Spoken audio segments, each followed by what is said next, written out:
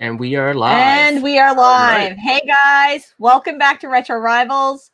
We are not alone tonight. That's kind of the point of Get to Know Gamer. We are here with Captain Algebra.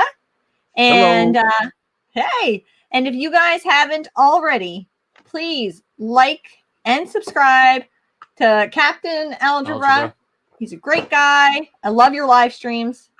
Absolutely love them. So I want to mention now, because I kind of know you as the guy that beat 100 games this year.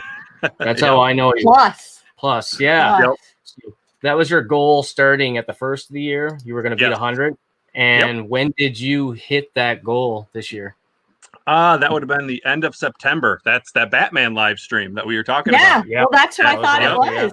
Yep, I chose that for the 100th game. I wanted to be a good game, and got her done. And I want to say something about the Batman live stream. Okay, so I was in that chat for a little bit at first, but as you know, it's like a 2-hour difference. So it was probably like coming close to bedtime, and I was like, okay, well, I'll talk to you guys later. We watched it today. And when you had to switch out your Nintendo for the top loader, when you went to your, like, I'll be back soon screen, did you have a little freak out? Because I would have had a little freak out that had happened, twice? She would have had a tantrum. I would have had the tantrum to end all tantrums. Yeah, I was a little worried because that NES I was using, the toaster model, was like I had just gotten it and it was super clean. Like every game I put in it started up immediately. No blinking light, nothing. I'm like, what is happening? So I figured it was the game because I got it a couple years ago and I hadn't cleaned it probably for a while.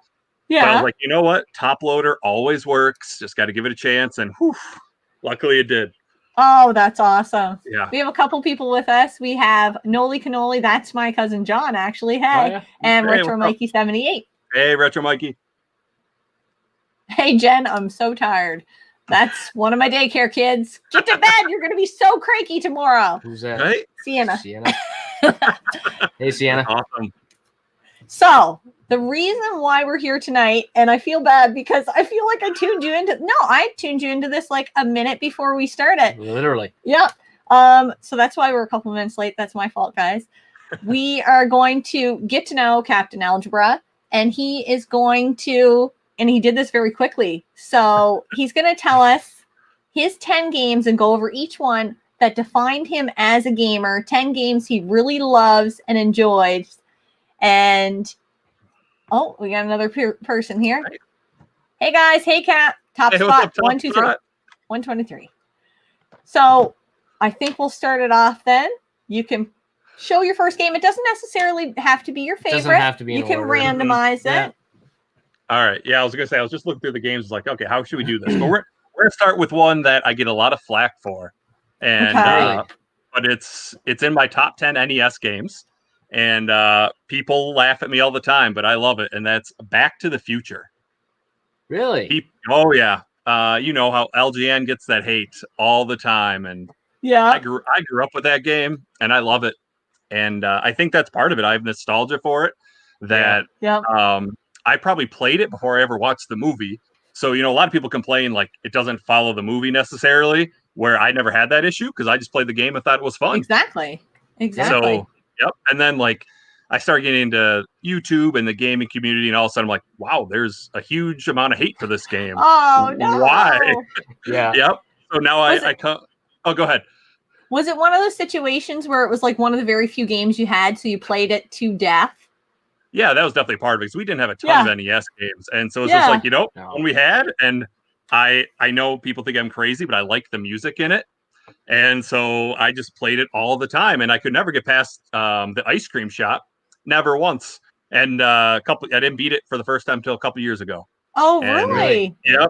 And now, in fact, I've even done a no death run of it. And nice. Yep. I probably play it multiple times a year. And now I find myself defending it all the time. Yep. But you know what? If it's a game you love, like, you just can't help it. I think everybody has at least one of those games. Like, I had my uncle here just the other night, and he asked me about the baseball game we used to play when I was a kid. His Bases Loaded 2 on the NES. And I'm the same as you. I have a mint copy in it, all sealed up, everything. And it's one of my prized possessions. And it costs I paid like $15 for it, like completely mint sealed. Canadian, like $2.50 US. But it's just one of those things. Right. That's awesome. Oh, Mike Hunter. Mr. Hunter. Awesome. He was a good guy. The good guy. Oh, that's right. The one you kicked off the boat. I kicked Mike off the boat. Yeah, it wasn't a good idea. He said good luck narrowing it to 10 games. That's because he had about 100. So yeah, it's tough. It is tough. But yeah, I don't know. Like, go ahead. I was gonna say I've actually never played Back to the Future. So what can I expect if I pick that up? Because I know it's a cheap game. Yes, there's not a whole lot of. I'm not going to lie. It's going to be some repetition. A lot of the levels are the same, but like I tell people, it's actually got a nice difficulty curve. Like it gets tough the later you get in the game, because you're basically trying to obviously save your family by getting back to the future. And what's happening is there's a picture of your family down in the lower part of the screen, and they're disappearing, just like that happens in the movie. You know, he looks at that picture every once in a while, and and so you have to collect clocks to keep them from disappearing and get through the level. But like bullies are trying to stop you, and there's a timer. But you can pick up a bowling ball to attack, and then you get a skateboard to move faster. And then probably every like 5-ish levels, there's like the ice cream shop. There's the part where you need to prevent your mom from falling in love with you. There's the school dance. Right? Yeah, I know. There's so many parts from the movie that it actually follows it quite well. So I always bring that up when I'm defending it. And people hate the music, I know, because it's repetitive, but I think it kind of sounds cool. It's actually the Power of Love sped up because they didn't have the license. Oh, is it? Yep. Yeah. They didn't have the license. Sped it up. Yep. So I think it kind of sounds cool, but it is repetitive. But there's a code to turn it off for people that really don't like it. Really? Yep. And then I would say just expect it does get difficult because there's these bees that attack you. And at first, like if they miss you, they go off screen. They're not going to come back. But in the later levels, they'll like circle you. They'll go off screen and come back. Like they get aggressive. And then the last level is just like in the movie. You're trying to get your car to 88 miles per hour, but you only have one shot. So even if you got 6 lives, if you don't do it, you're done. Got to start over. Shoot. That's typical NES game. Yeah. Yep, exactly. I'd like to try it because my NES library of games that I played is very limited. So I feel like if I went and played it, maybe I would have a fresher perspective, I guess. Like it wouldn't be tainted by all the other great NES games. Right. I kind of wonder if that would be a thing. Well, that's part of it. I also think that as much as I like the Angry Video Game Nerd, he's hilarious. Yeah. But some people like take his videos as like the gospel truth. Oh, So they'll be like, oh, he thinks it's a bad game. And they don't realize that. I think it's a bad game. Right. And they don't realize that it's just a character. I mean, he might not like Back to the Future. I don't know. But his Angry Video Game characters, it's just that. It's a character. So like he makes up a lot of the stuff that actually isn't a big deal in some of these games. Yeah. He's got to like over exaggerate and kind of entertain because there might not be enough to the game to actually make a video out of. So you have to be a little over the top. Right. Yep. Exactly. So yeah, but I love LJN so much. Oh, go ahead. I'm going to address LKG. We actually just found out this morning and we did win. Yeah, congrats. Thank you. So that was it was exciting to win, and at the same time we had an oh shit moment because we were like, oh shit, now we have to nominate 5 people, and it's so hard. We didn't really put a lot of faith. I mean, we thought we have a good channel, but we didn't really know we were going to win, so we didn't really you don't want to weeks ago I'm going to nominate these 5 people there and just kind of let it slide. And then yesterday she checked the votes and was just like, maybe we should we should start thinking about who we're going to nominate. I'm like, oh crap, maybe. I'm going to put this on here really quick. There's a few that I named right off the top of my head there, and then we had to go look for a couple more. So. Yeah.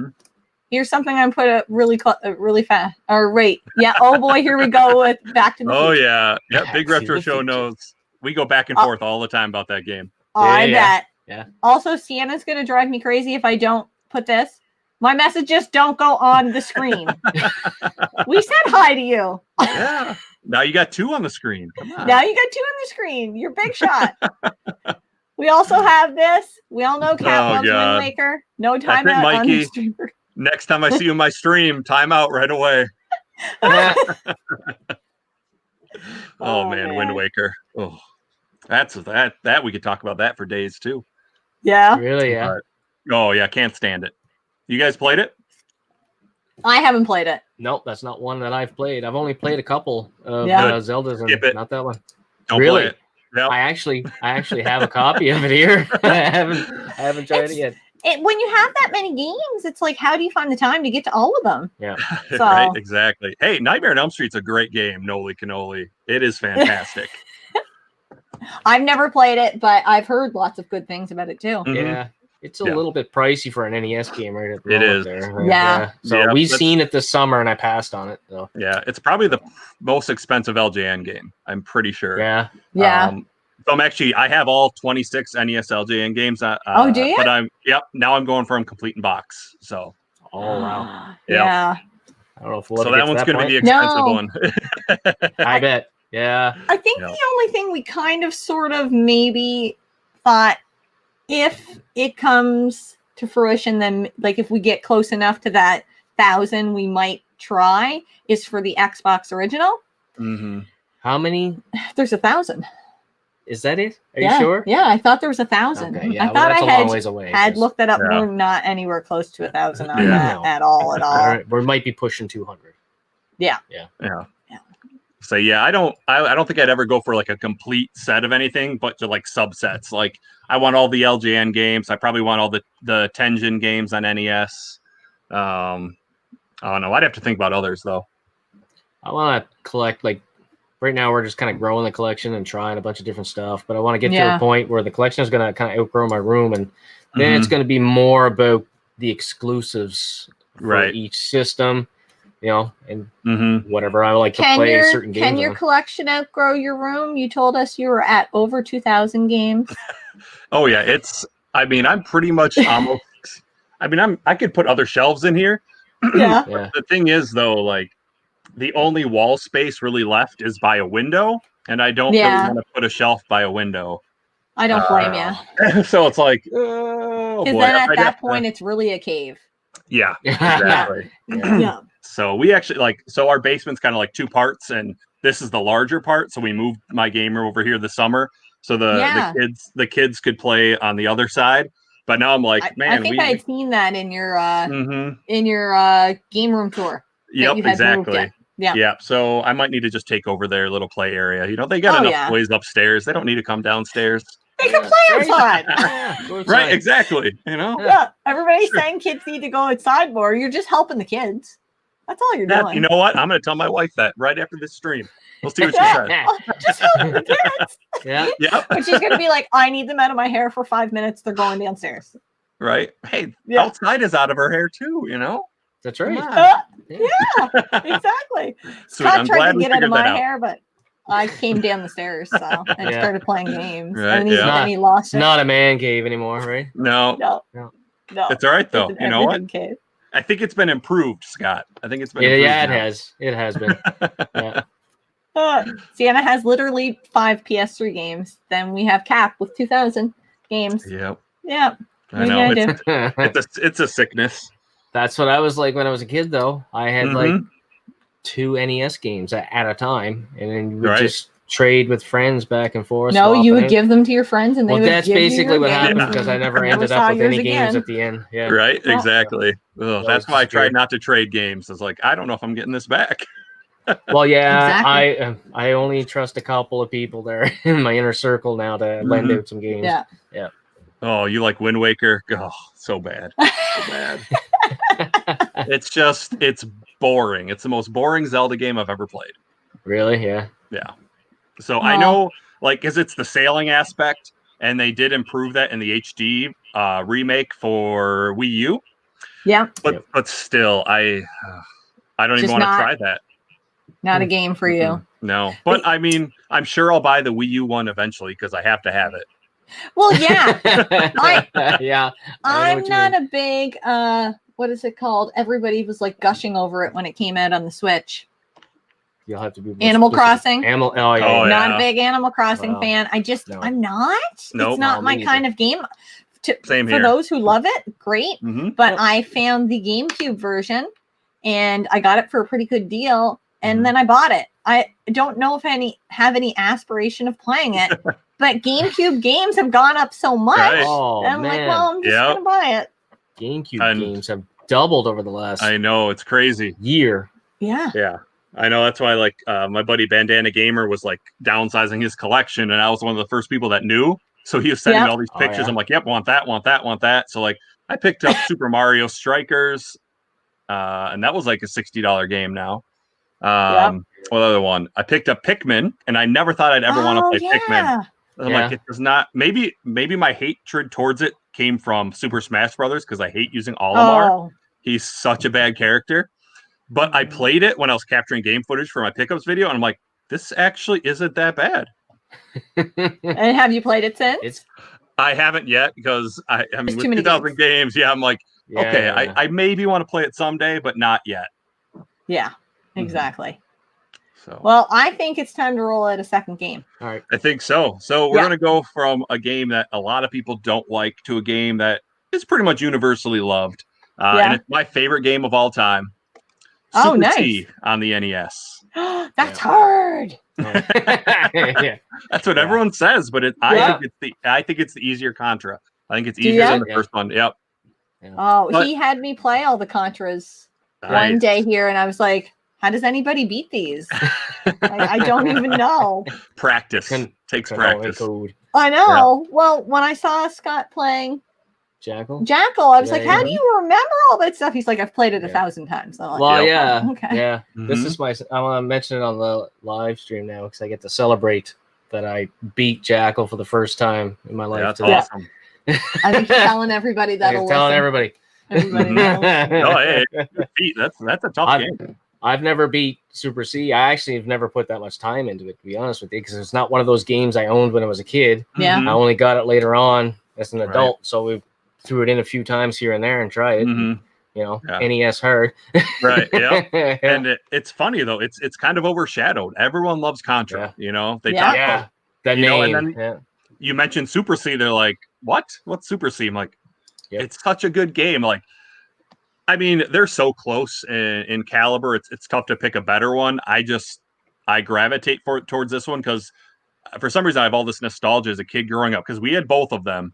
And in that game, it starts off with you dropping out of a chopper, and it's like there's lightning going on, and the background's like purple and orange, like the sun is setting. And I'm like, it was such an iconic beginning to a game that it kind of just stuck with me.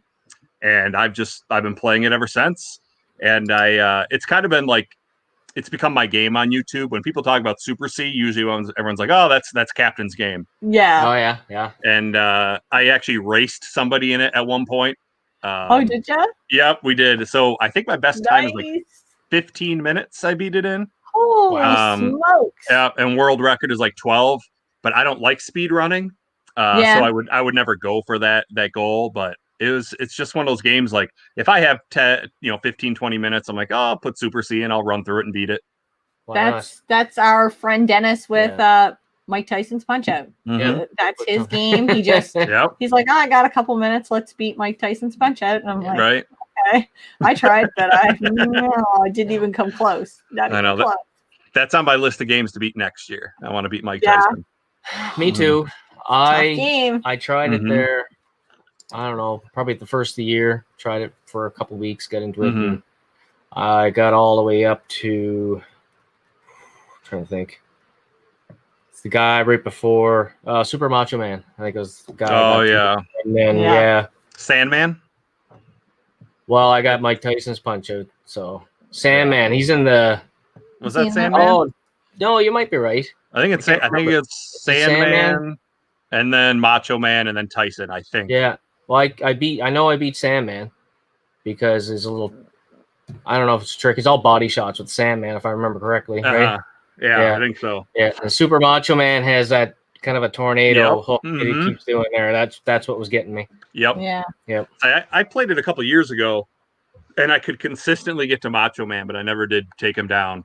So Yeah. and that was on, like, I play on an HD TV. I just actually got my first CRT this summer from Gaming Off the Grid, and so it's like, did ya? I'm sure there's gonna be a huge difference. I'll probably like run through the game until Macho Man, but Yeah. you know, because if I could do that with lag, I'm sure I can do it without lag. I can't even imagine how you do it with so lag. much better because Dennis can't play it on a modern HD TV. No. It's the lag. He couldn't even play the NES Mini version. He said there's too much of a lag there. It was just killing him. He couldn't do it. Right. I say, when you're used to not playing lag and then you go to it. I mean, my buddy Megadan does that, and I mean he's probably the best gamer I've ever met. So he can still beat it with lag, but it's just like, you watch. He's done a no knockdown run where he's not even been knocked down. Yep. Like, he's unbelievable. Smokes. Dennis did that, but we sat down. I sat down with him, and he made me. He said, "We'll take a shot for every time I'm knocked down." Yeah. Mhm. And I think we only took what? It wasn't many. 4 or 5. Many. I think I took 3 or 4. He took one extra because it was this victory shot or whatever. Yeah.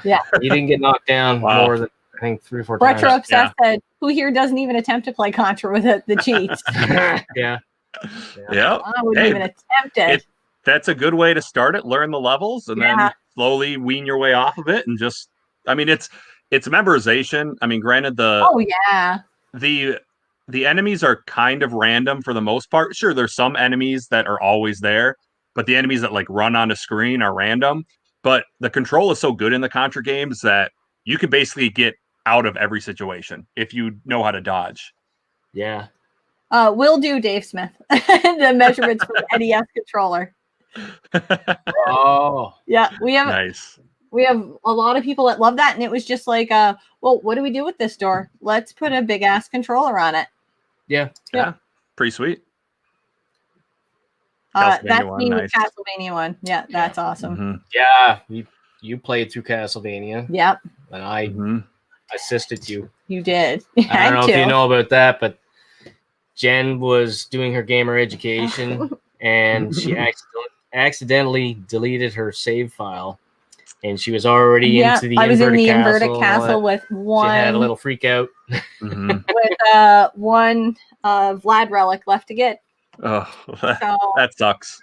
Yep, yeah. I wanted to throw stuff, but it's old, so I didn't want. And we paid a lot of money for that game. So I was like, I shouldn't do that. Right. At least it's a fun enough game that it's okay to go back through the whole thing. Yeah. That was awesome. Yeah. Well, I pretty much did. He played part of it up till the inverted castle, and then I thought, okay, I'm going to play through most of the inverted castle, which I didn't do the first time. I just went for the relics, and I was like, okay, I'm done. I copied my save file on a different memory card. Yeah, you did. Don't touch my memory card. Don't touch my memory card. And then, she took it from there. So. Yeah. Nice. Very cool. If you do the emulation, you have to do the run ahead feature. I don't do any emulation, so everything's original. We try not to too. I try everything original. So yeah. It's like, I know that. Yeah, that means like, I'm sure I'll never ever play Little Samson, but I think I have enough to play. If I miss that, it's okay. Oh yeah. Yeah. That is awesome. Retro Obsessed, I'm actually in the middle of redoing an old rectangle coffee table, standing all down and painting the NES controller. Nice. Some people do that and make it playable. Like actually, I've seen that. They actually put the hardware in there to make it playable. So it's an actual controller. Big ass controller. Really cool. Yeah, we thought about that, but we're not coffee table people. I don't want to do that much work. And you don't want to do that much work. All right. Well, that's pretty sweet. Yeah. I think Retro Obsessed should make it working. I think he should too. Yeah. We should take a vote in the chat. Yeah. Everybody that thinks we should be making it work, give it a thumbs up. All right. Awesome. I think we're on to game number 3. Game number 3. We are. So we're gonna go a little more modern this time. Okay. Away from the retro for a second. And that would be Halo Reach. Ooh. So nice.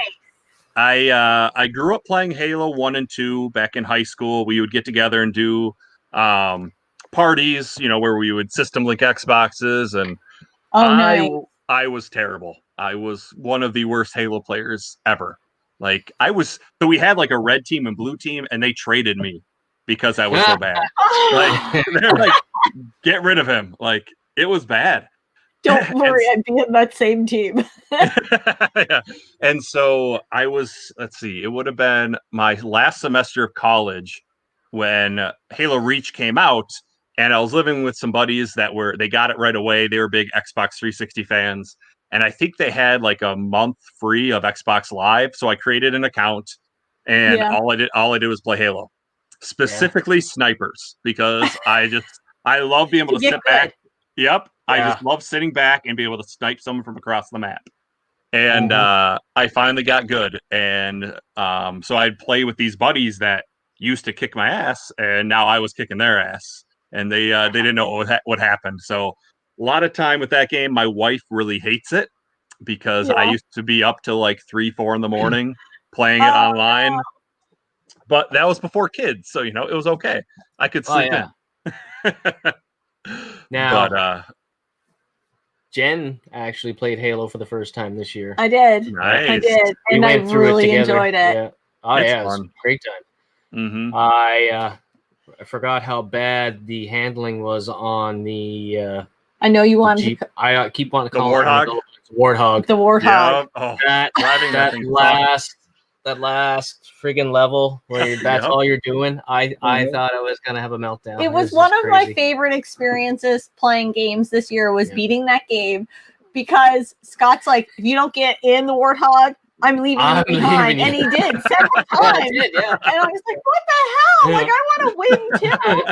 But at the end, we both did make it to the end, did we not? Well, you get to that part where you jump out and you run to the ship, and you got the aliens coming at you, and I'm shooting. I'm going with the shotgun. And she stepped out in front of me, and I was totally willing to cut her in half there to get to that ship. Like, step in front of me, you're done. We'll get to that ship. No, it worked out well. I thought we were going to. It took us a while. It took us like 6 or 7 tries. I was losing it. I was like, I can't believe how bad the handling is on this thing.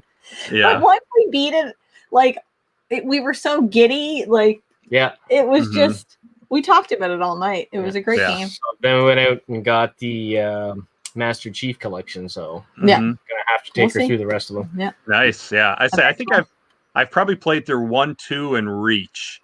I don't think I ever did the campaign on 3, so I might have to go do that. Yeah. Dave Smith asked if seen the video of the game room. It's amazing. And then Sienna's just like, I just go down there. And she does. She does. Right. She just goes down. Yeah. We're planning for a new one for the new year. Yeah, we're gonna Christmas, New Year. We're gonna try in between Christmas and New Year to put that video out. New game room tour. So. Yeah. Nice. Those are always fun. Yeah, they are fun. I like watching them. I love watching game room tours. Right. It's so cool to get ideas from like what other people do and how they use their space.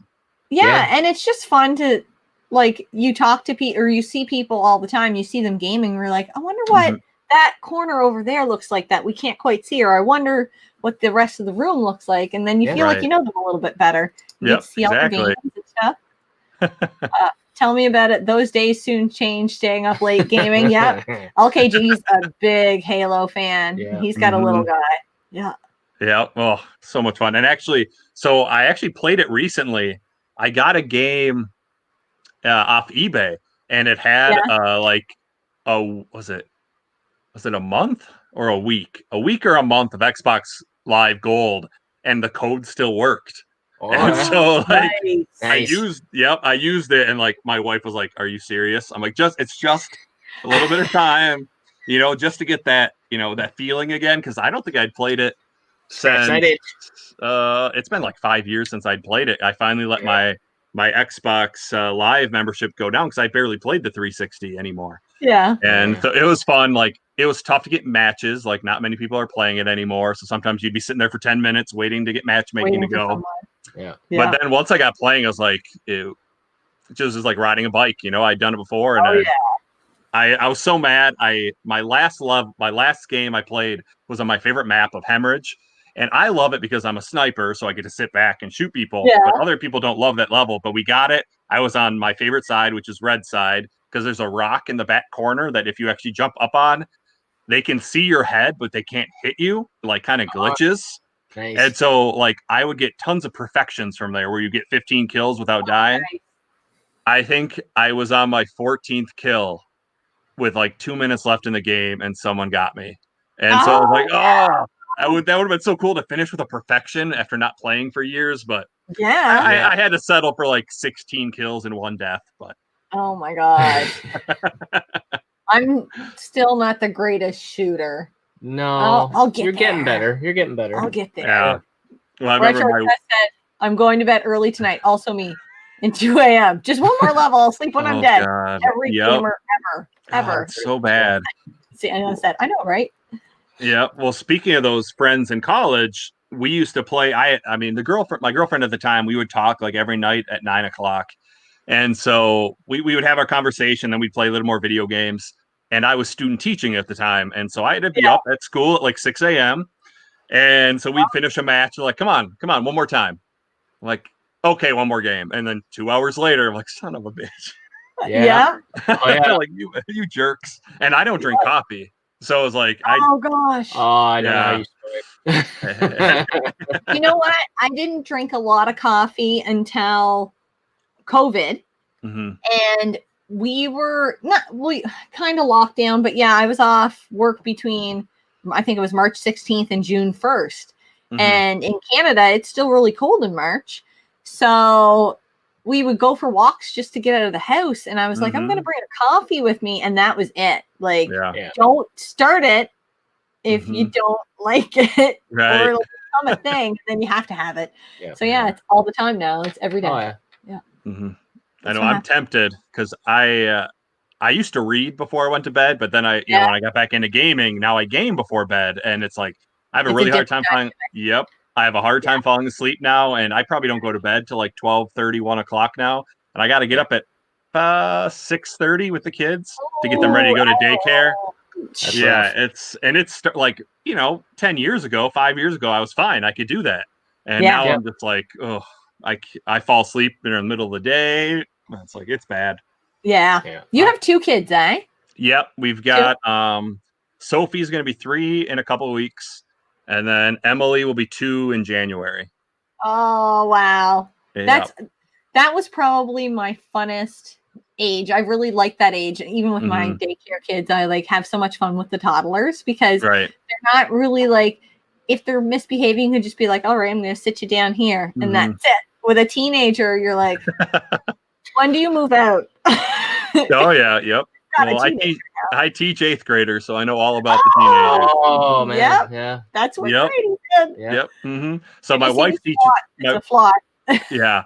My wife teaches 4-year-old kindergarten. So I'm like, all right, you can handle the girls when they're young. I will handle them when they're teenagers. Yep. You guys spanning the age gap. Yep, exactly. Chris James P85 says, hey guys, hey Captain. What's up, Chris? And Retro Obsessed has said, I have 2 small kids. I'm usually falling asleep on the couch. That's LKG. LKG. Sorry, what did I say? You said Retro Obsessed said it. Oh, maybe he's falling asleep on the... Oh, he said it to Retro Obsessed. Yeah. Okay. Yeah. He's falling asleep on the couch. Yep. Say I'm falling asleep like during the day, and then all of a sudden it'll be like 7 o'clock at night. And I'm like, all right, I'm ready to go. And get your second wind. Yep, it's 1 o'clock. I'm like, damn it, I'm gonna be tired again tomorrow. Yeah. I'll sometimes read in bed, and if I do, I fall asleep with my Kobo in my hand and just pass out. So yeah, but you can't do that with a game. You're like, they'll get me. I have to keep going. Right. I need about 2 hours at least to wind down after a game. Yeah. I get so riled up. I'm starting to think that I should, but so you're like, you just want to beat that last level. Or last night I was trying to platinum Medieval on the PS4, and there's a trophy that glitches, and it's the last trophy I needed, and I could not get it to pop. And I'm like, I just want to try this one thing. Oh, that didn't work. Okay, never mind. I'm going to try this now. And I'm going to try this. And all of a sudden it's like 12:30. I'm like, I finally got it. I did platinum it, but I'm like, son of a bitch. I could have just held it off for today. But you can convince yourself that you just need that one more try, more try. And if you probably had have held off till today, you probably would have did it faster. And we all know that you're like, okay, I'll be fresher. I won't feel like I have a time crunch. And but we all do that. Yep, exactly. Oh, you turned an entire 2-car. Oh, I lost garage into a game room. Nice. Yeah, that's pretty cool. That's awesome. Mhm. Retro obsessed. Scott's got too many tools out in the garage to turn it into a game room. Well, yeah, you'll see there. Like whenever you do a game room tour, I'm always Building having little something. projects and building. I was into carpentry when I was like a little kid. I was doing stuff. So Yeah. yeah, Keeps you out of trouble. Keeps me out of trouble. That and video games. So Awesome. Exactly. As promised, I will send you a life supply of pineapple pizza, as I know it's your absolute favorite. Oh my goodness. A pineapple's good, but it doesn't belong on pizza. Oh, I love it on pizza. That's the no. only way to have pizza. You want to know what we tried this summer? Different What? on pizza? Dill pickles. Ooh. How was it? Was it good? Really so good. I don't like brings dill out like pickles. a garlicky flavor. Oh, Yeah. nice. It was really good. I was shocked. I love pickles, so I would definitely try that. Me too. Yeah, really good. I was shocked. She said, "Do you want to try that one?" I'm like, "You don't like pickles." I really want to try it, and I don't know. My taste buds have changed since I hit the big 4-0. So I don't know. I like pickles now, and I didn't before until I had it on a pizza. What are you gonna do? Yeah. I have been painting for a few years. 5-ish. Yeah, I don't really know how to paint. Like, I didn't know anything. I didn't go to school for it or anything. You didn't go to school for anything carpentry wise. Oh, well, I took industrial mechanics, and yeah, I don't even work in my field there. Yeah. But carpentry is a hobby, and I've had lots of people tell me Yeah. I should have pursued a career in carpentry. But at the time, back then, 20 years ago, there was a million carpenters, and there was no work for it. And it's a hobby, and if I turn that hobby into a job, then it's a job. So. Then it's a job. Right. Exactly. Yeah. Exactly. I'm good at art, but I can't do math. We're going to leave that to you. Sounds good. I got it. I'm no good at math. My wife's not good at math either. It's bad. Oh, I get there, but nobody else understands it. Dill pickles on pizza. Yes. Yeah. On pizza. They Try are it, Chris. really Surprisingly, really good. Really and good. the pizza place that we went to, they put a special sauce. They kind of like swirl it on the pizza too. Okay. good. Yeah. I can't It was so remember good. what it is, I don't know but what it it is. all adds to the flavor. There's does. red onions, Mm-hmm. ham. Ham. Yeah. There's black pepper on it, Okay. and I can't remember what else. There seem to be 5 ingredients or I don't know. All I keep thinking that's running into my mind is like, welcome to Retro Rivals. We're going to talk about pizza. Yeah. All right, let's talk about another game. Say, who doesn't like pizza? All right. The world's largest CRT TV, 40-inch with 1080i. No, Wow. Those Trinitrons are great. I'm at 37, and it weighs. I don't know how much. Metric ton. I keep tracking the tricks. It weighs 1 metric ton because I think it's gonna have to stay here if we ever move. I think so. Yeah. I don't think it's done with We it. got it into the basement. I don't know how we did so. No. Yeah. Those CRTs are ridiculous. Yeah. They So are bad. crazy. All right, next game. Probably my favorite franchise of all time. And this is my favorite game in that franchise, and that's God of War 2 on the PS2. Nice. Yeah.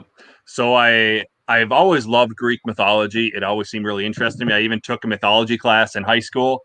And so I was I think it was my freshman year of college when this one came out. And I had heard of God of War, but I never played it. And so one of my buddies picked God of War 2 up as soon as it came out. And I remember watching him play it. I'm like, wow, this seems awesome.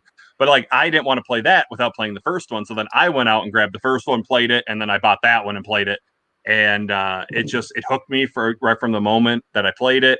You know, I love how vicious he is, and just I just love the hack and slash of it. You know, you don't really have to think too much unless you're playing on God mode where it's tougher. Yeah. You know, you can just kind of go through and beat everybody, and it's just how he kills some of the enemies is awesome.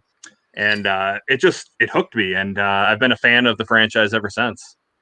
I watched Scott play a bit of the new one. Yeah. Mhm. Yeah, it looked wicked Dennis awesome. is absolutely obsessed with the new one. He is just logging crazy hours Yeah. into it. Yeah, So much it's a good so that game. His big screen TV broke, and he needed to go to get a new one. Yeah, he ran right out and got another one He the literally next day or did. Yeah. something.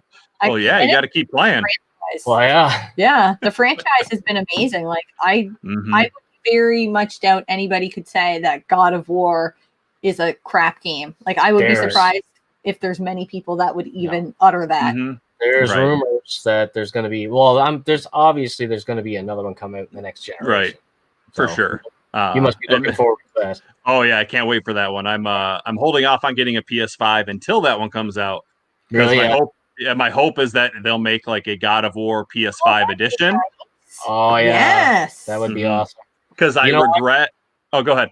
The PS5, have you seen the panels, those little fin panels? Weird looking things. They snap off, and from what I hear, they're going to start selling like specialty ones. So that's smart. Like a Spider-Man or maybe a God of War for probably any big game that comes out. I'm assuming you'll be able to buy, and then you can just pop new panels on it. Yeah, that's a very smart idea. Yeah, definitely.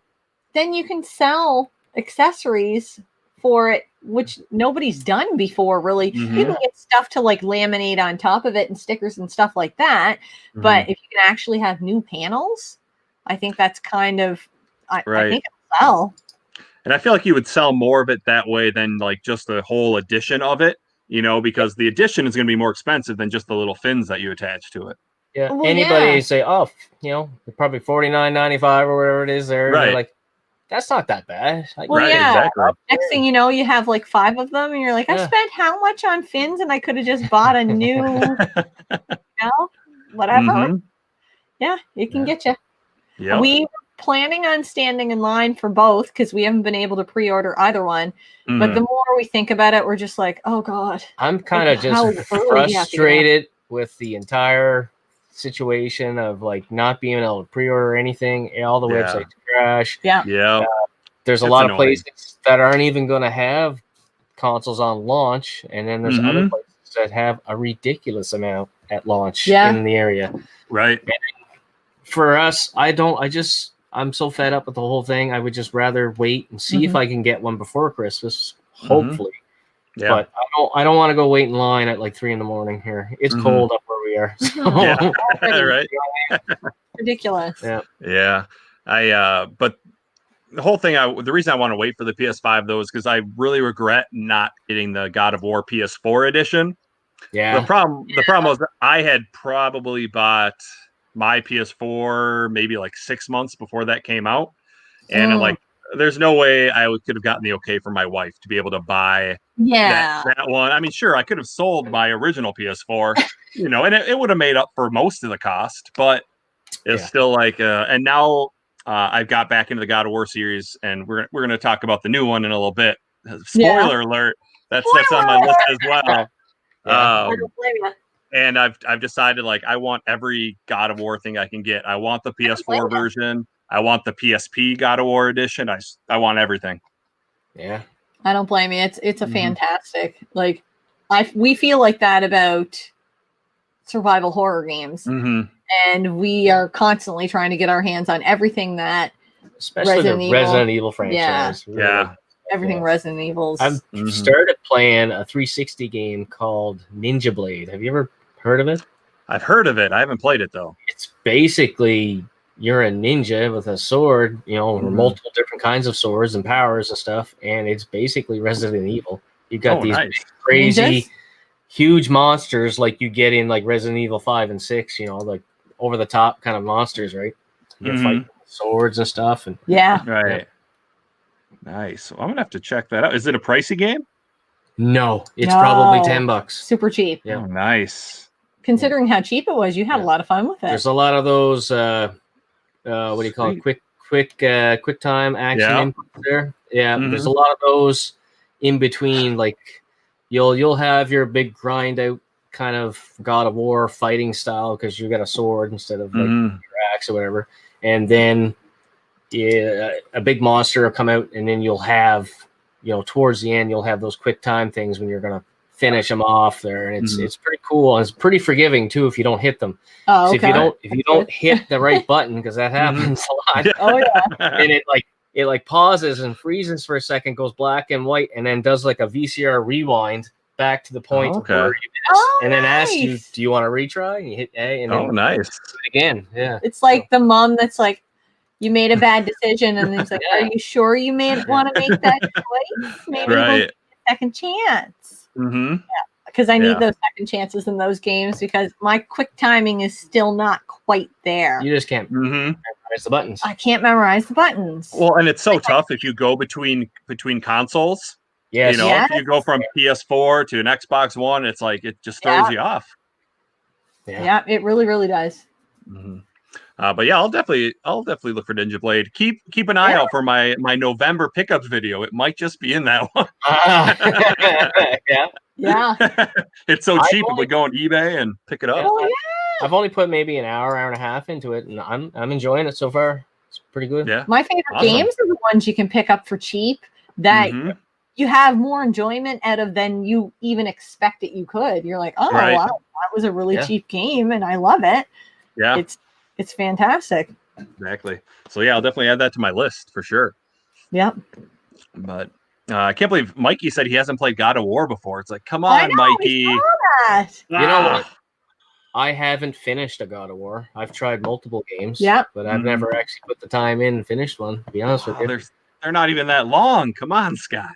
I know, right? And the newest one, I think I probably put about 8 hours into it. And it was right after I played through Spider-Man, loved Spider-Man so much, and then got into God of War. Yeah.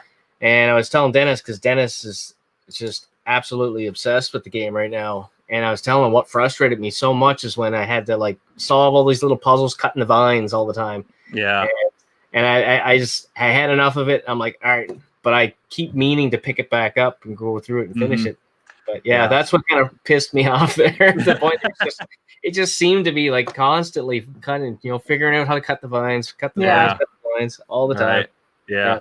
Now Spider-Man was great, but the new God of War, that's a long game. You definitely should start with the PS2 ones. They don't take that long to beat. I've heard people tell me that number 3 is their favorite. 3 is great. 3 is great. I love that one, but the reason I didn't choose it as my favorite is I played it. I didn't own a PS3 until maybe last year. So I was same. Yep, I was like a camp counselor at the college I went to. We have these kids over the summer that are going into they're called first what was it? I can't remember what they're called, but they're kids who no one in their family has been to college before, so they're prepping for that. Okay. And so they'll come for the week, or it'll be is it a month thing? And it's they're there during the week and then they leave during the weekends. But the seniors who are going to go to college that fall do stay over the weekends. And one of my seniors who I had worked with for a couple of years, he had a PS3, he had God of War 3. And so he's like, hey, I'll leave my door unlocked. Just come in and play it whenever you want and stuff. Nice. And but I feel like I played it in 2 sittings and beat it. And I didn't think I played it for that long, but it just seemed like it flew by. It seemed really short. And so that why it was always kind of lower on my list, but it is a fantastic game. Yeah. Gotcha. Mm-hmm. Yeah, we bought our PS3 basically for The Last of Us. I enjoy those 8-hour games. That's a real nice. It is a nice, comfortable, not too much of a commitment. I can knock that out in a week. That game is real nice. So right. Well, it's people complain so much about price point and how long the game is. It's who cares as long as you have fun? That's what's important. I agree. But if I understand that if you're gonna go pay $80 or whatever for a brand new game nowadays, you kind of want to get a little bit more than maybe a lot of these games don't have replayability, and then if you go to take your physical copy in and trade it, you don't get anything for trade value now on these games, right? But to counterpoint that, I mean, some Super Nintendo games used to be $80, and they weren't that. You know what I mean? So it's yes, that's true. And with inflation, that's even more than what we pay for current games. Oh yeah. I always look at it like this: when we spend, and I have a great. I'm always trying to justify spending money on games, even more so than you do, I think. I'm just well, you know what? We could take the entire family to the movies and that would cost $80 once you buy all your concession stuff. So, or I could get a game for $80, and if I got 6 hours of enjoyment out of it, that's way more value. Right, exactly. And that's kind of how I feel about it. Or going out to a restaurant. We're there for There's no time. a bunch of games I'll pick up in like the I keep calling it bulk bin. It's not, but what is it, like a clearance bin? Yeah. So I'll pay $2 for a game. So, and I think it was last weekend or whatever, we took like 4 or 5 original Xbox games, threw them in for about an hour each, and had a great blast. Oh my god, we had so much fun. You know, you can't. Yeah. What was that, $10 total? Oh yeah. You know. Yeah, it was nothing. You can't do anything for $10 now, especially spend an evening. Retro Obsessed wants to know: are the newer God of War games a continue from the earlier games, or is there a certain one to start with, or any of them? Yeah. So is there a sequence? Yeah, there is a sequence. I mean, granted, like the new God of War it's going to be a new trilogy because it's a different mythology. You know, they went to the Norse mythology instead of Greek, but it has so many Easter eggs and tie-ins to the original trilogy.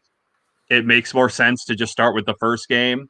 And basically, I would say play them in order they were released, because there are the PSP games that are out of order, but you know more about them if you play it after you play like the first 2 games and stuff. So, yeah, I'd say just play in the order that they came out. Well, that's a good idea. Mm-hmm. Yeah, it's always a good idea, I think. I think you can get a PS3 copy that has all 3 of them plus the PSP games on it. Okay. Am I wrong there? Because I think I have one. I didn't know that there was. I mean, I don't know much about the PS3. I didn't know if there was one game that I know there is a game that has both PSP games, and I think there's a game that has the first 2 remastered. I think I could be wrong though. I didn't know if there was one game that has all of them though. I think there's one that has 5 because I'm pretty sure I have. Nice. Yeah. Well, that'd be the way to go then. That's what I'm thinking there. Yeah. Yeah. Mm-hmm. Dennis is just tuning in now. Hey, Dennis. Hey, Dennis. You know, we've mentioned Dennis a couple times now. Yeah. Yeah. That's that guy. Dennis is like our missing third wheel or something. That's right? Right. It's like, remember when Dennis was here and he was the bad guy? Yeah. That's exactly it. Gamer Aimer's house too. She says, hey there. Hey, Gamer Aimer. Awesome. All right. Well, I guess speaking of God of War, I already spoiled this, but God of War 4 on the PS4. There we go. There you go. There it is. Dennis, I know. You got in time here.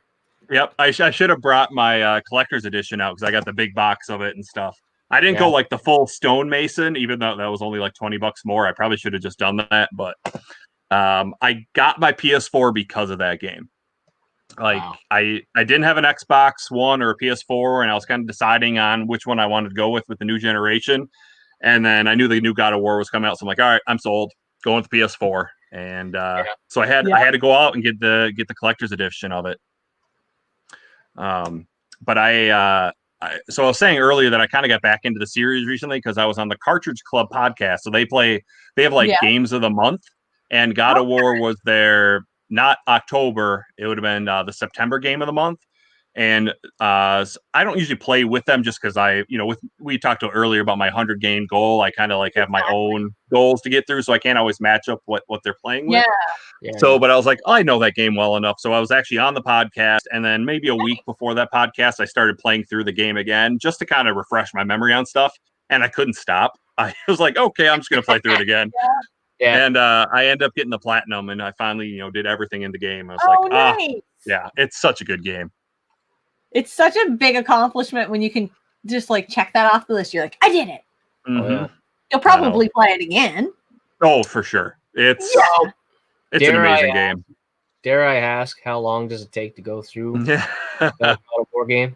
So I put about 8 hours into it so far. Yeah, I don't know. Because like time just kind of gets lost when you're playing that game. Yeah. Geez. I don't know. Let me think about it. Because especially like platinuming, it's going to take even longer. I don't know. Maybe I put in 30, 40 hours. Yeah, that's not bad. No, it's not bad. 30 hours is not terrible there. Like, right. Yeah. If it's a game you really, really enjoy, after you're done, it doesn't feel like 30 or 40 hours, and then you'll be like, wish there was a little bit more. Right. And it was probably a little longer my first playthrough. This one, I'm thinking about the one I just, I knew everything in the game. I'd beaten it before. So it was like, I was kind of just running through everything and then just slowing down in the parts where I missed something. Yeah, exactly. David Smith wants to know, Assassin's Creed, are there new and their new game is Valhalla, Viking themed. What is everyone's opinion on Assassin's Creed? Well, I'll be honest with you. The Assassin's Creed franchise I just could never get into. No? No. I had a friend at work that loves it, would talk to me all the time about it. I've tried a few of them. I don't know. I just can't get into it. No? It's repetitive. Played. Yeah. Yeah, the series is very repetitive. I've played through the first 2 games, but I think I own almost all of them. Trying to think. Yeah, I got 3, 4. I don't have Brotherhood and stuff like that. But I don't played know if I 2. Yeah. Yeah, I'm trying to think. I played 2 when I first got my Xbox 360 about 10 years ago, and I think I had just got my first job as a teacher, and like I didn't know many people in the area, so it kind of kept me busy during the summer, and I really enjoyed it. But then I went back and I tried to play the other ones, and it's hard to hook you because it's just so much repetition. But I think they're decent games. Yeah. Well, I'll ask David if He said he hasn't played it. He's never played it. No. If I were to pick up an Assassin's Creed game, which one should I pick up? Which one's the best one? Well, he said he's never played it though. That's the new one coming out. Oh, the new one coming up. He hasn't played it. Yeah. He's a big Vikings fan. Right. Okay, I get you now. I mean, I'd probably wait till the price drops. I mean, there's only a couple that I'm really interested in on the new one there. Maybe Demon Souls, but Spider-Man I'm big on, and Resident Evil. Those are Spider-Man and Resident Evil. We're really in on that. I think. Yeah. Maybe Demon Souls. I'm not sure. Right. I have to play the new Resident Evil, although I'm afraid I won't be able to play it because I'll be too afraid. Oh man, 7 is. Now you talking about the new, the 8 or 7? 8 that's coming out. 7 is awesome. Oh yeah. Love number 7's probably my second favorite in the series. I love that game. Yeah. So, what's your first favorite? Or is it Yeah, I didn't put it in here. I didn't. I didn't played that one yet. Yeah. Oh, it's so good. I loved it. Mm-hmm. And when it was a long game, longer than I thought it would be. Right. But then when it was done, I was like, oh, it's done. Yeah. I had so much fun playing it. See, there's it's on so many consoles. You can play it on the Wii, on the Xbox 360. You know, just put a bunch of them. No, not 360, is it? No. PS4, like I played it on the. Did I not play it on the PS4? Definitely on the PS4. I think GameCube, PS2. Oh, Xbox One. Xbox One, Switch. I think it's on the Switch now, isn't it? Probably, yeah. Yeah. So it's like the only Resident Evil games I haven't played is the first one and the fourth one. Yeah. Okay. It's weird. Nice. Yeah. I haven't played 3 or 6. I liked 3. Oh, we have a friend that does not like 6. No. Yeah, I hear a lot of people don't like 6. I played through 5 with a buddy, so it's like couch co-op the whole way. But I hear people just hate it because the AI, your partner, is just a hindrance to you the entire time. But that's not the way I played it. I played it with 2 people, and it was great. Right. Yeah. Exactly. It makes a huge difference. It does. It really does. Retro Sarge wants to know what we think about the At Games Legends Ultimate. He picked up a Pandora's box, but now he regrets it since he got the At Legends Game Ultimate. That's the full. Is that the full size arcade cabinet? Is it the Legends Ultimate? Like, I feel like maybe it is. I'm not 100% sure which one's which. If the Rexer show's still in here, I bet he could tell us. There is an At Games one that's kind of like the Pandora's box that we have. It's just the dual stick there. I would bet that the At Games is probably built better than the Pandora's box that we got. Yeah, probably. That's just my guess, but I've never touched one, so I don't know. Right. Yeah, I don't know either. We just didn't get into them. I don't know. I don't know if it was a space thing or I think it was. I really wanted an arcade cabinet, but the more we thought about it, I just don't have the space for it. Right. Yeah.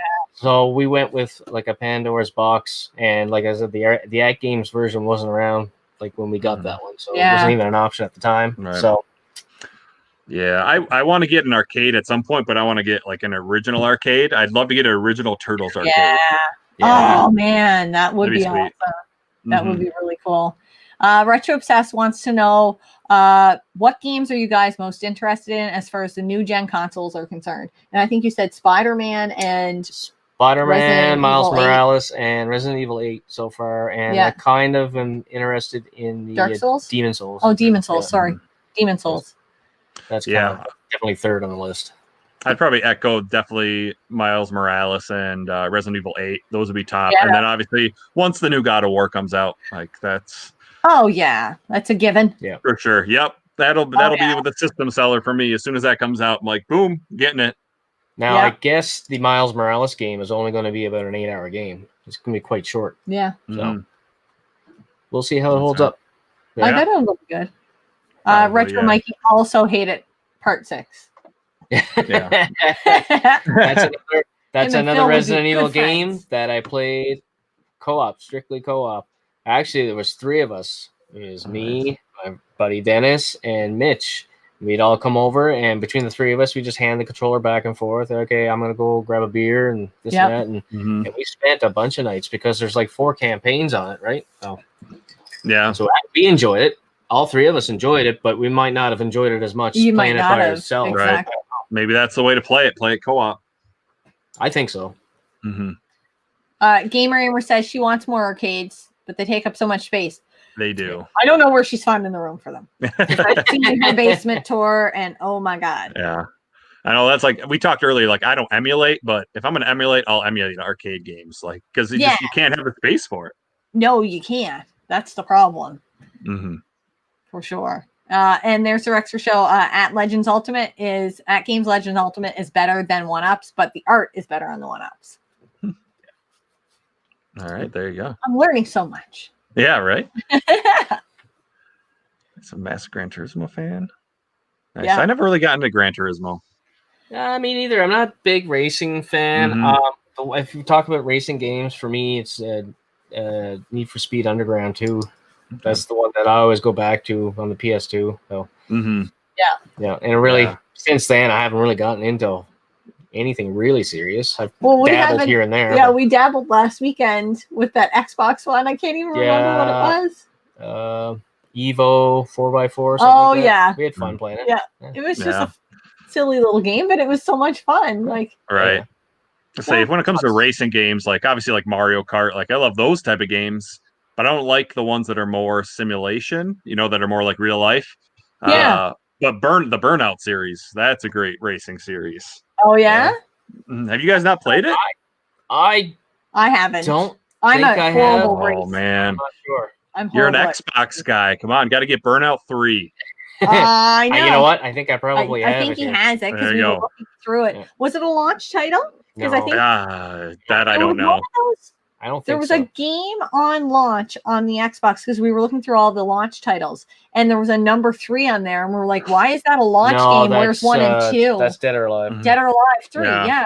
I was like, why is that the first one? And then I don't know. That's just the way they did it, I guess. Right, but yeah, play Burnout 3. Play the Crash mode. It is so much fun.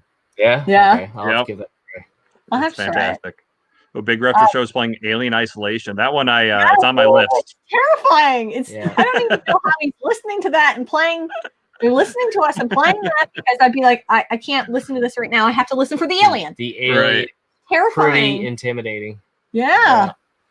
We played a good portion of that, and it was, That's just because we tried to play so many games for Halloween there because we did a little Halloween episode on PS4 horror games, and there's 2 or 3 that we haven't finished all the way through. Yeah. And that's one of them. Yeah, that's one of them. Yeah. But I finished a lot of them. They were all PS4 titles. Yeah, they were a lot of fun. Yeah. So, I try to go more retro for Halloween just because I get through them faster. Yeah, that's a good idea. That's a really good idea. I think we started probably playing in September. It was late September. Yeah. For sure. And Modane Designs here trying to scare us all. What's up, Modane? Yeah. Nice. Get into the next game. Yeah, next game. One of probably my favorite Sega Genesis game of all time. My favorite beat 'em up of all time. Streets of Rage 2. That is also probably so my favorite beat 'em up there of all time. It's between that or Double Dragon 2 on the NES. I knew you were going to say that. that one's a great game, but with the platforming, that's got to knock it down. You know. Yeah, it takes a while. Oh yeah. There's a couple levels there at the end. There, we were playing that. Platforming will just kill you. Yeah. Right. But it's so fun. But yeah, Streets of Rage 2, it's another game. I'm trying to think. I believe I first played it when my mom borrowed it from a coworker of hers because he knew that like we liked video games, me and my brother, and so he lent it to us. And I think we hadn't even played the first Streets of Rage, and I just immediately loved the game. And so then we went out and bought the game, and then we bought Streets of Rage 1, and now I have Streets of Rage 3, and I'm waiting on my collector's edition of Streets of Rage 4. It's like I love the series now, but like Streets of Rage 2 is like the perfect game when it comes to beat 'em ups to me. You know, the music's great, the level design's great. It's not like super difficult or super easy. It's just kind of got the right in the middle. And I don't know how you can knock anything on that game. I don't know. Like I'm with you on that. That game is what sold the console for me, the Sega Genesis. I was a Genesis guy growing up, and that's why I bought it. I wasn't a Super Nintendo. Couldn't afford both consoles back then. Yeah. Right. So that's what I got with my mowing the lawn money. Yep. It was a Sega Genesis, and that's the game I got. At one point I was beating that game like with my eyes closed. It was just crazy. Like I love that game. Yeah. I think Gaming Off the Grid said it really well when they said that a lot of people were either getting Super Nintendos or they were getting Segas, and that the Sega just felt like a more like grittier grown-up version. I thought so. Yeah, where like Super Nintendo was more like, you know, cheeky and fun little cartoony games, and then you had the Sega come in and do something that nothing kind of had done before. Right, exactly. Confirm that just by saying Mortal Kombat. Yeah. Right, Mortal Kombat, you had the blood mode there. Yep, exactly. Oh, yeah. And nothing had done that before. There was like a big stink about that, too. Yeah, it was.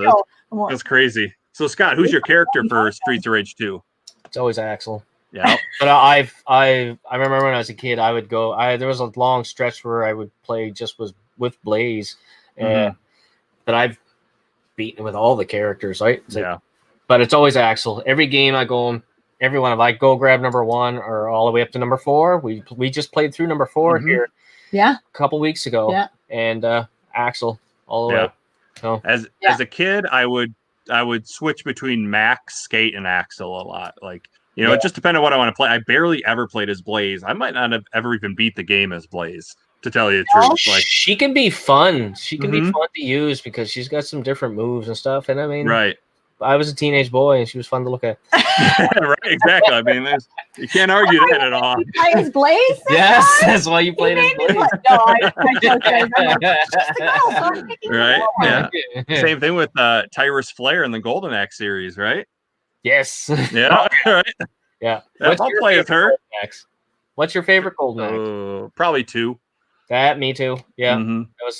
It's weird. I had Golden Axe 2. I had Streets of Rage 2. All the 2 ones were good. Yeah, right. 2. Yeah. You know, yeah. I remember playing Double Dragon. But it's always the third one. The third one in the franchise is always the most expensive one for some reason. Yeah, right. I know. Oh, yes. Yeah. I just got a copy recently of my Streets of Rage 3. Nice. I had to get a loose cart because where we live, you're not finding it in the wild. Right. And to get one on eBay was just ridiculous. Get the second one on eBay? Yeah. I think I got the second one here. No. The second time around, you got Streets of Rage 3. Don't. There's a story behind that. She likes to tease me because I bought it a couple of years ago for a really good price. And then the seller mailed it to me. I got it here. I opened it up. I'm like, this is Streets of Rage 2. What the fudge? Holy crap. I was just livid. Right. You know, because it doesn't even look the same. It's not even close. And the picture on the sale there was obviously Streets of Rage 3. Yeah. So I contact him, send it back, and then he wouldn't even pay for all the shipping. I'm like, wow. It was real. And I found out because they were one of the bigger eBay sellers there for a while, and they recently went into business, I think, over the last 2 years. So you do stuff like that. I didn't feel bad Everybody went out of business. Yeah. No. Oh, that's ridiculous. Gaming says he has a full side of his garage with arcades, so nice. we're going to go to your house then. Nice. If we want to play arcades. We're there. Yeah, arcades are awesome, but man, so much they're awesome. But yeah, my Streets of Rage 3, I originally had a loose copy as well. We were in my old college town, and we just went to one of the game stores there, and I found a loose copy for a pretty decent price, but it was also kind of beat up. I'm like, I don't care. I want this in my collection. Oh, yeah. Mine's beat up, yeah. Yep. And then, but that was before I was really getting into Genesis, so I didn't really care. Now I kind of want everything complete in box just because it looks so nice on the shelf. And probably less than a year later, there was a guy on Facebook Marketplace that had a bunch of Genesis games complete in box for like $300, and it was well worth it. He just needed to get rid of it. And I was the first one that contacted him because it had Streets of Rage 3 in there complete, and it was like pristine condition. So now I've got all three of those complete in box now. Oh, nice. Mm-hmm. Don't be fooled by our back wall. A lot of those are repo boxes. Yeah.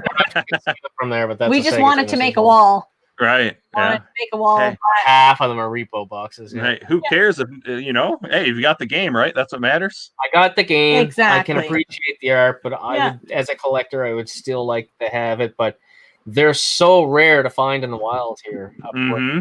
Oh yeah. Yeah. A lot of pawn shops, but nothing that's like. There's nothing of like really, really crazy value. Like we'll come across some every now and again. Right. Yeah. And if you don't grab it, someone else is gonna. So that's the problem. Mm-hmm. What do you do? Exactly. Oh, the duel and Golden Axe? Yeah.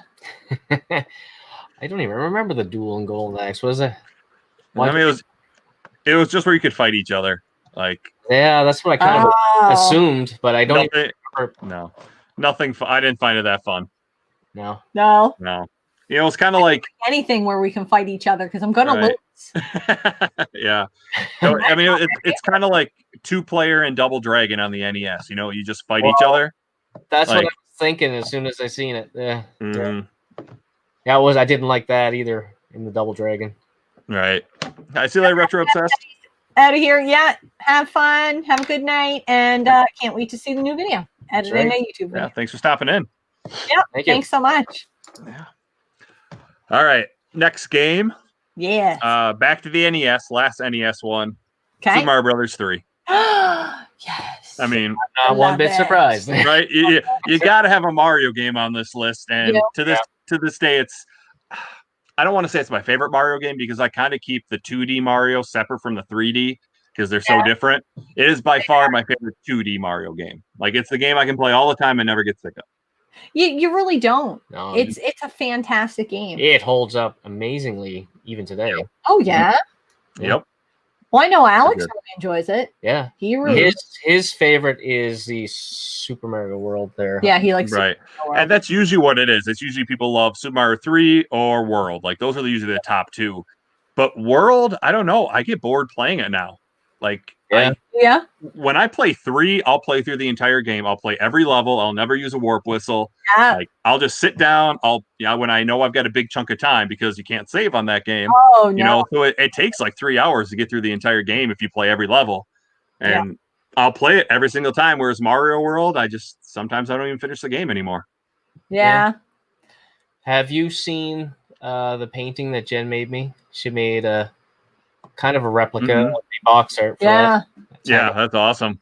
Yeah. Well, it's a universally loved game. And when we got that artwork for the room, we're like, it's got to be there. Mm-hmm. Now, which box do you have? Do you have the Bros there or the Bros over here? Because there are two of them. That one, because we were looking at it when we were looking at the art. We picked out the one we wanted. Right. And I love how did you know on the back there's the screenshot of a level that didn't even make it in the game? I didn't know that. The middle one right there. That level does not appear in the game. You know what? I never paid enough attention to the box because we got the box. I had the box for about 2 minutes when I was a kid. And then so right. Well, I didn't know that either until like probably when I got into YouTube and all of a sudden you hear people talking about it. I was like, oh, that's really interesting. It is, yeah. So Super Mario Bros. Yes, yeah, and right. Super Mario. Yes. Super Mario. EFG. Yeah. I agree. They're both great games. You know, not taking anything away from World. I just like 3 better. Yeah. I have to ask you, what's your opinion on 2? Love it.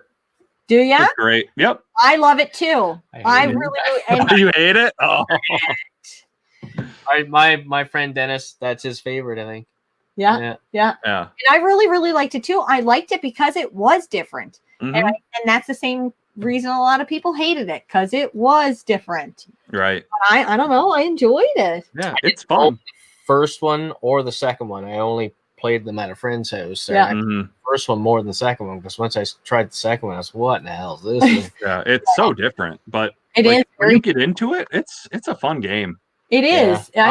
I think you might enjoy it. I should really like give it a chance. There's games like that I've, your first impression and it ruins you, but you hear all the people that absolutely love it, and I should really just go and give it an honest try again. Mm-hmm.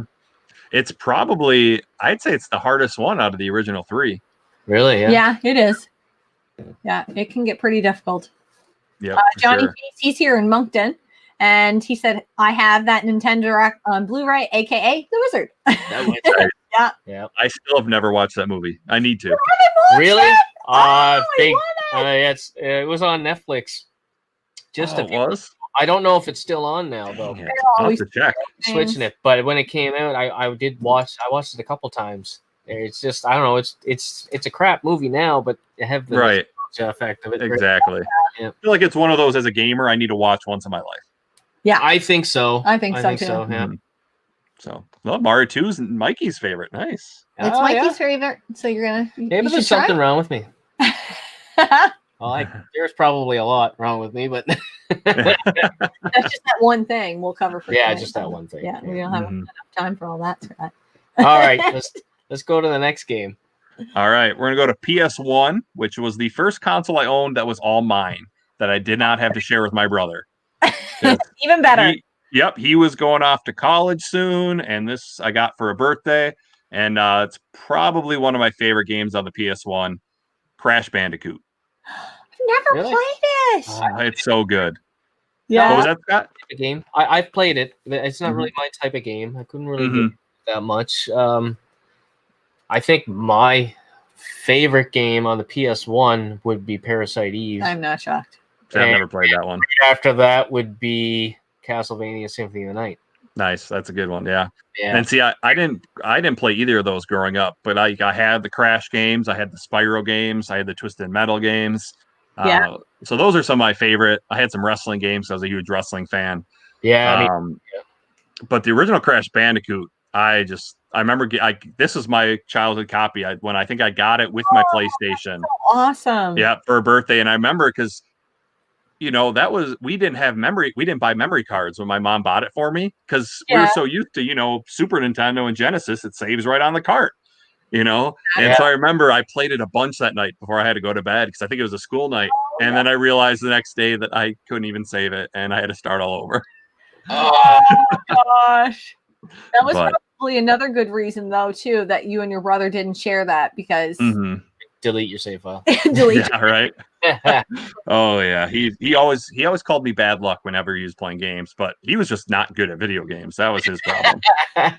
There you go. So, but Jen, you said you haven't played Crash Bandicoot? No. Play the original. Do not play the Insane Trilogy. No, not as good. It looks beautiful, but it plays like crap. Oh, really? I would really like to try it, because I had a stint where I was just playing everything modern, and mostly survival horror, and I feel like I'm getting a bit burnt out, especially survival horror. Yeah, so I need to go back and we were, like I said, we were playing some Xbox, we were playing some Nintendo, and I was just like, I felt like I like reclaimed some joy. It's hard, like those survival horror games are really fun. They be stressful, but they can get be the adrenaline pumping, and you can only do that sure. times, right? Yeah. I think from our doing all our Halloween games to Streets of Rage 4, and then at the end of it, we both look at each other. We needed that. We needed that. That was fun. That was awesome. Yeah, so I think I could really get into that right now because I need something like light and fun and like really bright and colorful, and it would be a fun time. Yeah. Oh yeah, that is pretty cool. Mundane designs. Yeah. I had heard about that. I like how Naughty Dog does that. Yeah. But yeah, with the Crash game, so I grew up with this one and the sequel. I never played Warped as a kid. Yeah. I did just beat it like a month ago, and it's a fine game. But I love this one. It's very good platforming. But what they did in the Insane Trilogy is they made the mechanics be the same for all three games. They like basically took how he plays in Warped and put it across all three. But Warped is a lot less platform intense than the first game, and so some people consider Crash Bandicoot a tough game, and it's even tougher in the Insane Trilogy because of the jumping mechanics. It's like you almost need momentum sometimes to make jumps. And it was weird because I played the original one a week before the Insane Trilogy came out because I was so pumped. I'm like, oh, I got to play through this game. And so like, my muscle memory is pretty good at playing that game since it came out in 96 or whatever. And I played the Insane Trilogy, and there are some levels I struggled with. I'm like, what is going on? I usually run through this game. Yeah. So I was pretty disappointed. I never even finished Warped on the Insane Trilogy. I'm like, nope, I'm done with this game. Does it ever bother you if you don't finish a game? Nope. No? I'm still trying to like. Drives her crazy. It drives me crazy, but I'm like that in life. Like I need things finished and like, put in a neat, nice little box with a bow. And it's like, it's done. It's done. So if a game's unfinished for me, I'm just like, oh God. But I don't know. I might get to that point where I'm like, you know what? It's not worth it. Like it's not worth it to not have fun with it. It feels like a chore. Yeah, I think it used to bother me more, but not as much now because now that I'm a parent and stuff, and I have less time to game as it is. Like if I'm not enjoying a game, I got to move on to something else. Exactly, and I think. But yeah, definitely try it out and let me know what you think of the game, though. I will. I want to try it out. We'll have to pick up a copy, though. Yeah. Twist our rubber arm. Right, exactly. Yeah. But I feel bad. You guys suggested Ninja Blade, which is a $10 game, and Crash Bandicoot is probably like 40 right now. I was gonna say 40. Yeah, I have seen probably. Yeah. Yep. We'll probably see them again. I love collecting my the PS1 though. Like I love there's not many of them around here, so when I do see one, I feel like I have to grab it. Yeah. Yeah. I just hate how like fragile their cases are. Oh, they get cracked in them so easily. Yeah. Oh no. God forbid you have to have them shipped. You need to like put it in 10 layers of bubble wrap and exactly. Don't look at it too long, it might crack. We're down to final 2 games. Final 2. I know. Both on Super Nintendo. Nice. My favorite console of all time. It's up there for me too. I had one as a kid. Sega Genesis guy. Yeah. But you know what? I have a new appreciation though. Like now later on in life, I get to see these games. And I'm like, I'll go grab them and I'll get to play them for the first time now. Yeah. So. And that's fun. Yeah. And I was like, Genesis is probably 3 for me. Yeah. With PS4 number 2 right now. PS4 is number 2. I love that. That would be reverse going up for there me. For me too. I think PS4 for me would be first, and then SNES would be second. Yeah, I think I have more PS4 games than any other PlayStation console now. Yeah. I pick them up all the time. Oh, God. And they're cheap now, too. They've really come down in price. Exactly. I mean, except for the newest titles, but... Yeah, now you can pick up a good one there for $10-15. Oh, yeah. Yep, exactly. Which is another big reason I like PS4 over Switch. I mean, you still see launch titles for the Switch still at like $50. I'm like, I know. Come on, drop your prices. I know. Yeah, they just don't go down in price very often. Even at a pawn shop, they're still holding up there. Oh yeah, it's been expensive. Ridiculous. All right, so first Super Nintendo game was actually one that I did not play until last year, and that is Super Ghouls and Ghosts. Jen loves Ghouls and Ghosts. I do love it, but it's so freaking hard. And I've seen the gameplay of Super Ghouls and Ghosts, and it looks fantastic. Yeah, but I'm like, I bet it's just as hard. Yeah, it's. I mean, I know we do. The graphics, the sound, it's a fantastic game, and I think that's what kind of held me off to is just the difficulty. But then it kind of went around our little retro community. A bunch of people were playing it, and I was just like, all right, I'm finally going to sit down and play it. And I realized like I actually got good at it pretty quickly. Oh, and nice. it probably helped watching other people had been playing it, so I knew stuff that was coming Yeah. up. Yeah. The key is to know where like the hidden chests are, because then there's an order to like what comes up. Like there's a weapon, then there's the green armor, then there's the gold armor and stuff like that. And so you have to play that one twice to beat it. Gotta beat it twice. Yeah. Yep. Retro Bird, I think it was mentioned it. I was watching his play of it. I think that's who it was. Yeah, it was. Yeah. Watched the other night. Yep. And honestly, it's not that bad except for the second to last boss. Oh, really? That one I probably spent. Oh, stop it, Mikey! Stop it. That's 2 timeouts I owe you in my stream now. 2. But it probably took me 2-3 hours to beat that one boss. Oh my gosh, that's commitment. Because the problem with the Ghosts and Goblins games, and same thing in the original game, is that second loop you have to beat it with the certain weapon. Okay, certain weapon is terrible. It's powerful, but it doesn't have a lot of range. It's in Super Ghouls and Ghosts, it's called the Goddess Bracelet. So if you have the gold armor, it'll go further, but it's so easy to take a hit, and then you go back to being just in your boxers, and now it has super short range, and the guy like breathes fire at you, he shoots laser beams at you, and it's one of those games that once you jump, you can't correct your jump. Oh, God. Like if you can't change the direction you're falling, so sometimes you can jump to go to, because you have to hit him in the head. You go to hit him, and then he shoots out his laser or something, or he shoots out his flame, and you're going to land on it. You're like, oh, well, I'm screwed. I guess that's what's happening. Yeah. Yep. But then the final boss is super easy. So, but it's fun. Mm-hmm. Yeah, I know. I had fun. I had fun with that. With the first one. I don't know if you've seen our video we did last Halloween, but we made it a drinking game. So every time she died, I get to take a drink. I died a lot of drinks. Man, I'll say that was just the first level. That was just the first level. Oh, it took me forever to get through the first level. Yeah. I like rage quit in my mind about 10 times. That game's brutal, and that's why you didn't finish. Yeah. That's okay. You don't have to. That one. That's why that word is banned in my streams. I hate that first game. Cannot stand it. Yep. Like I gotta at least Super Ghouls and Ghosts is playable. Like the original Ghosts and Goblins just seems broken sometimes. Yeah. I did finally stream it once just to like shut people up. I got to, I think, to the second to last level of the first loop, and I had terrible luck, and I think that was one of 2 times I've ever rage quit on stream. I'm like, nope, I'm done. I took it out of my console. It has been on my shelf ever since, and I haven't even touched it. Wow. Stream done. Yep, get out of here. But it does bother me because I'm like, I can beat it. I just Oh yeah. So, Rexer Show, how'd you know? NHL 94. Yep, favorite game of all time. Oh, is that? No.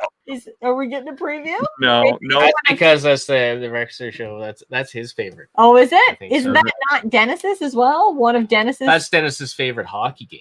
That's kind of like known as one of the best hockey games of all time. Yeah. Dennis and I actually played through a playoff round together there, and it's a lot harder when it's 2 people on the same team. Right. Yeah. Oh yeah. Chris James T, you get timed out as well next stream. Look at that. And I just made him a mod in my stream. Guess I'm gonna have to take that mod chip away. Your mod chip's gone away. Retro Lactor said, "Good evening, everyone. I don't think I've ever passed the first level. No one has. No, I'm just kidding. Brutal. It's hard. It is. Have you ever played the? Sorry, I don't mean to cut you off, but have you ever played the one on the PSP? No, but I did just buy it. Unfortunately, the disc isn't reading. Oh, so, I know. So I have the case. I just got to get the loose copy now. Yeah, it's one of the more expensive PSP titles. I know. I was looking it looks great. Even loose, it was like $30. I'm like, damn it! And I actually found one for that was going for $10, but it was people were bidding on it. So I was just taking my time. I just sat on it and watched it. And I usually like to wait until there's like 5 seconds left, and then I'll make a bid. And if I don't get it, I don't get it. No big deal. Yeah. But no one was bidding on it, so I'm like, all right, I might have a chance for this. And of course, somebody bid with 3 seconds left and beat me out. So I mean, it ended up going for like $25. I'm like, okay, it's not a huge deal. It's not like I got it for $10, but I was still a little disappointed. Yeah.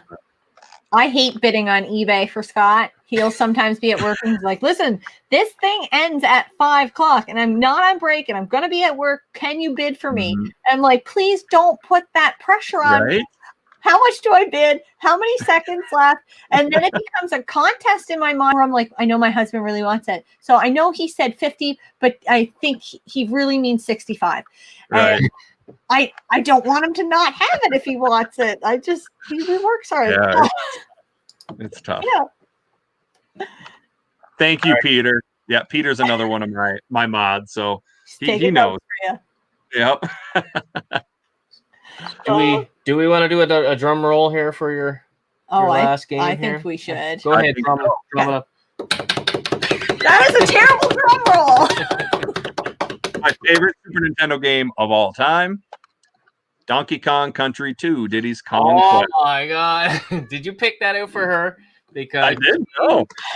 That is her favorite. It's so good. Easy, hands down, my favorite game, Super Nintendo game ever. Mm-hmm. Would it be your favorite game? Would it be on your... It was one of my favorite game at one point. And I really, really loved it. But there's been so many games that have caught my attention. It's still on my top 10 list. Absolutely. But I don't know if it's my number one. I just don't like it's a fantastic game. Lists are so fluid, you can I made my top 10 NES video last year. If I made it again now, it's gonna be different. But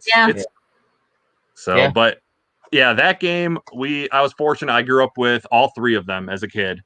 And I just remember the first time I played the original game and just to be blown away how it looked.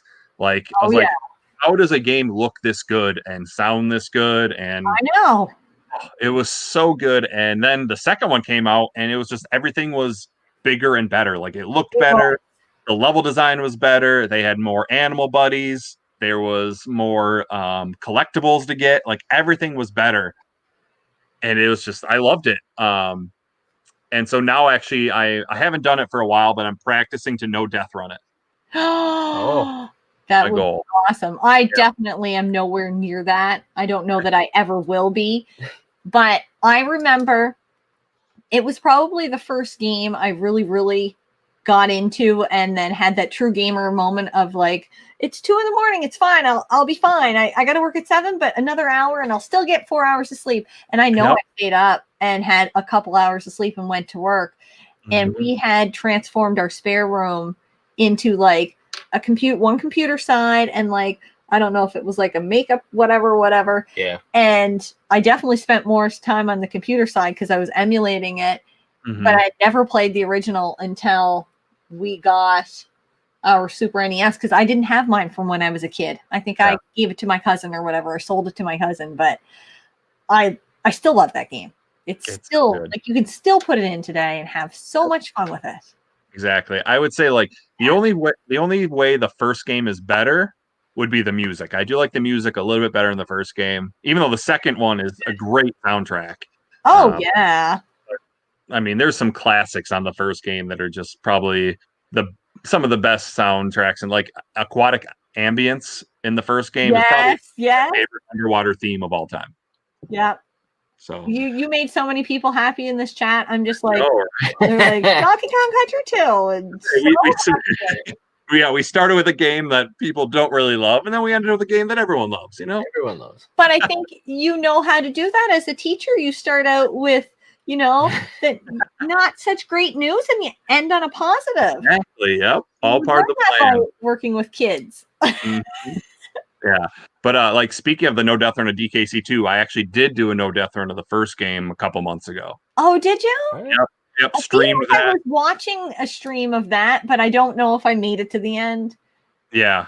I say it took me quite a few tries because I always play worse on stream than I do not streaming because I was practicing during the day, and I think I had one that I died on the second to last level. I'm like, okay, I got this tonight. I stream it, and then I just kept falling apart in the same spot on stream. And then so when I finally got it, it was pretty good feeling.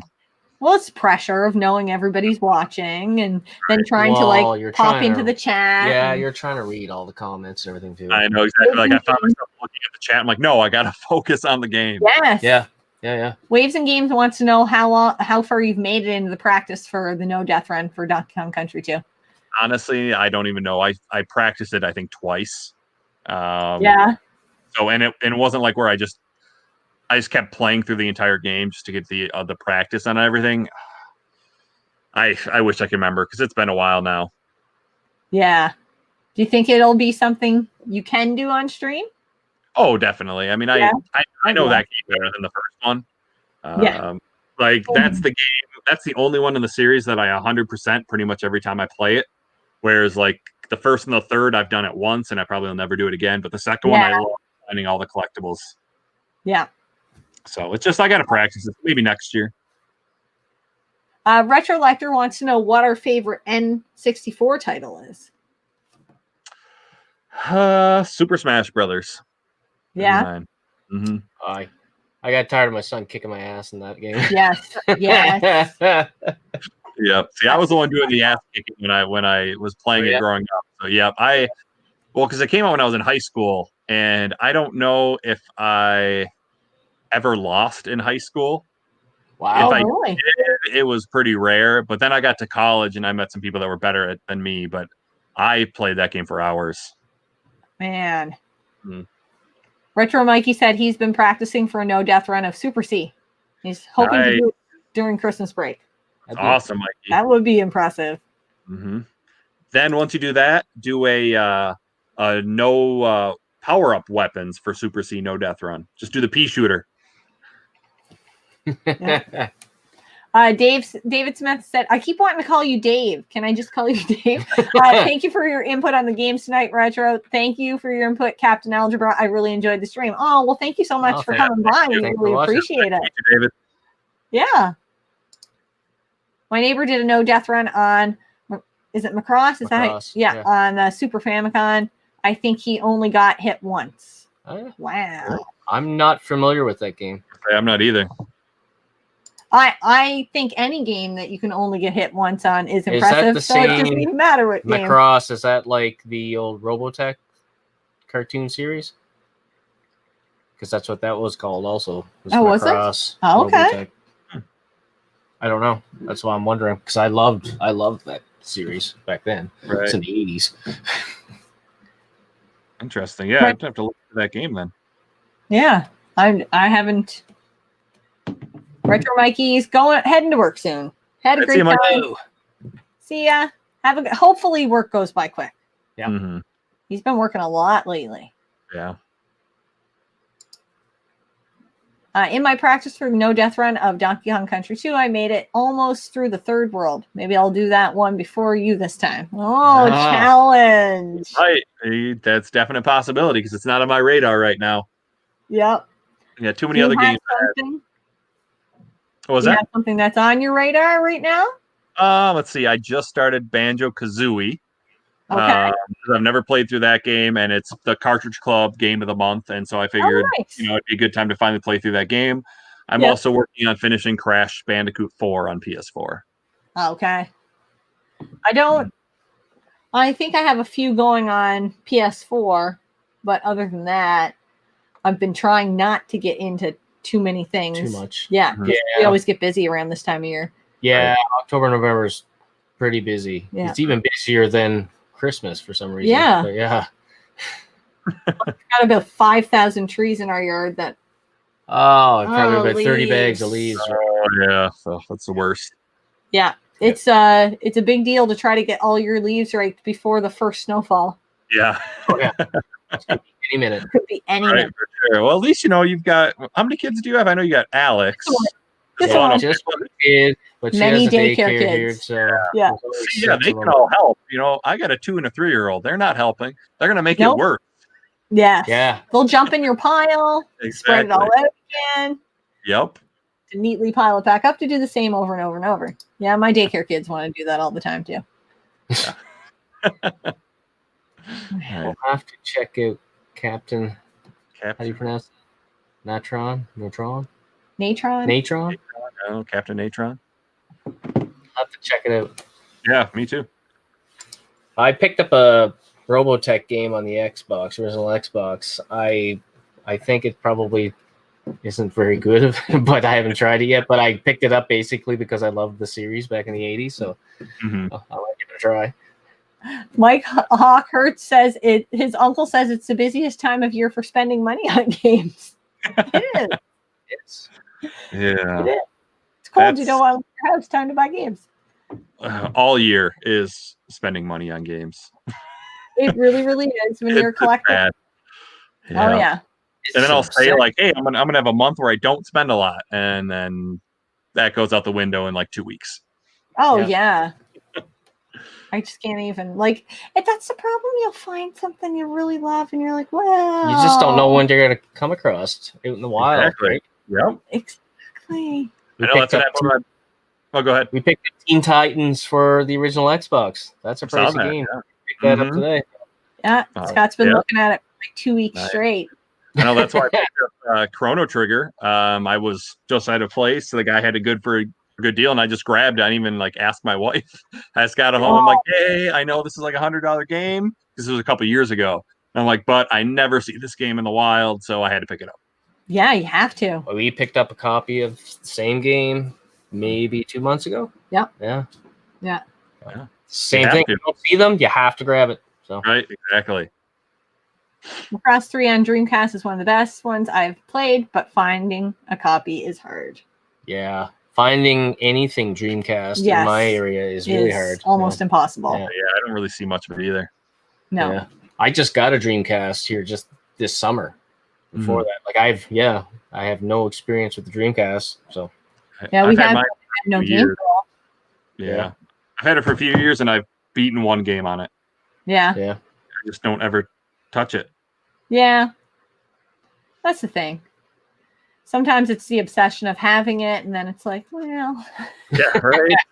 But you have it, right? But then I don't want to get rid of it because you never know. I might want to play it at some point. Exactly. Yeah.